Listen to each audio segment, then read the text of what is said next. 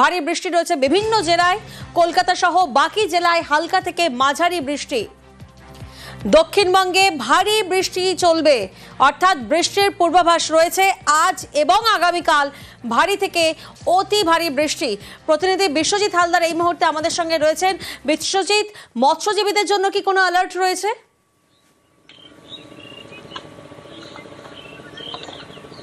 হ্যাঁ দেখো, মৎস্যজীবীদের জন্য কিন্তু আজ পর্যন্ত আজ অর্থাৎ 29 তারিখ পর্যন্ত তাদেরকে সমুদ্রে যাওয়া থেকে বিরতি থাকার কথা বলা হয়েছে এবং তারা যেটা জানাচ্ছেন আজ পর্যন্ত কিন্তু সমুদ্র উত্তাল থাকবে এবং নতুন করে নির্দেশ না আসা পর্যন্ত কিন্তু তাদেরকে সমুদ্রে যাওয়া থেকে কিন্তু তাদেরকে উপকূলে থাকতে বলা হয়েছে। তার পাশাপাশি গতকাল বিকাল থেকে একেবারে যে নিম্নচাপ বঙ্গোপসাগরে তার জেরে কিন্তু কাকদ্বীপ সহ এই সমস্ত উপকূলীয় এলাকায় একেবারে দফায় দফায় ভারী বৃষ্টি হয়েছে। আজকে সকাল পর্যন্ত বৃষ্টি হয়েছে। এই মুহূর্তে হালকা ঝিরিঝিরি বৃষ্টি হচ্ছে, কিন্তু একটা আরও বেলা গড়ালে কিন্তু এখন আকাশ একদম কালো করে রয়েছে এবং আরও বৃষ্টি হওয়ার সম্ভাবনা রয়েছে।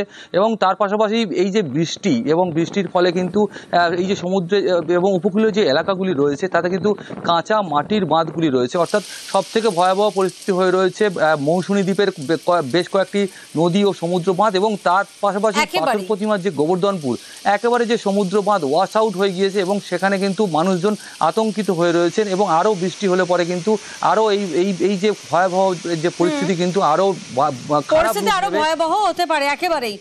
পাশাপাশি আমরা নজর রাখবো উত্তরবঙ্গের দিকে। উত্তরবঙ্গে বিক্ষিপ্ত বৃষ্টি চলবে আজ, বজ্রবিদ্যুৎ সহ হালকা থেকে মাঝারি বৃষ্টি। কাল থেকে বৃষ্টি বাড়বে উত্তরবঙ্গে। মালদা, 2 দিনাজপুরে ভারী বৃষ্টির সতর্কতা রয়েছে। ভারী বৃষ্টির সতর্কতা রয়েছে আলিপুরদুয়ার এবং কোচবিহারে।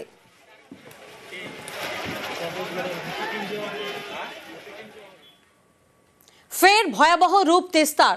সিকিম এবং কালিম্পংয়ে নাগারে বৃষ্টির জের তিস্তার জল উপচে পড়ছে রাস্তায়। দেখুন সেই ছবি, কিভাবে ভয়াল রূপ সামনে এসেছে। তিস্তার জল রাস্তার মধ্যে উপচে পড়েছে। বাংলা সিকিম লাইফ লাইনের একাংশ জলের তলায়। জলমগ্ন 10 নম্বর জাতীয় সড়কের বিভিন্ন জায়গা। তিস্তা বাজার থেকে 29 মাইল পর্যন্ত রাস্তায় জল রয়েছে এবং জলের তলায় কার্যত কালিম্পং দার্জিলিং সংযোগকারী পেশক রোড। জলমগ্ন রয়েছে তিস্তা বাজার, অর্থাৎ ভয়াবহ তিস্তার রূপ, যার জেরে কিন্তু সেখানকার যে বাসিন্দারা তাদেরকেও দুর্ভোগে পড়তে হচ্ছে। প্রতিনিধি পার্থ এই মুহূর্তে আমাদের সঙ্গে রয়েছেন। পার্থ, বিস্তীর্ণ এলাকা কার্যত জল থইথই, জলমগ্ন, কিভাবে এই পরিস্থিতি মোকাবিলা করছেন উত্তরবঙ্গবাসী?